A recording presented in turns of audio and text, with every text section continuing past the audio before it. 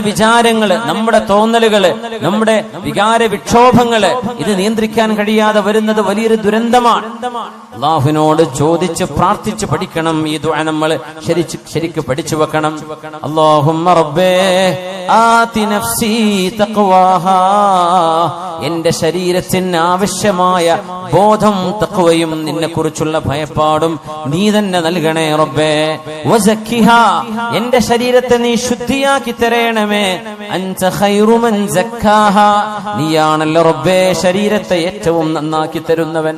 അൻത വലിയുഹാ വമൗലാഹാ, എന്റെ ശരീരത്തിന്റെ ഉടമസ്ഥനും എന്റെ ശരീരത്തിന്റെ ഗാർഡിയൻ, എന്റെ ശരീരത്തിന്റെ രക്ഷിതാവ്, ഇതെല്ലാം നീയല്ലയോ റബ്ബേ, നീയല്ലയോ എന്റെ ഉടമസ്ഥൻ. അതുകൊണ്ട് നീ എന്നെ നന്നാക്കി തരണേ എന്ന് അല്ലാഹുവിനോട് നമ്മുടെ ഓരോ വിശ്വാസി ജനങ്ങളും ഓരോരുത്തരും ദുആ ചെയ്യും.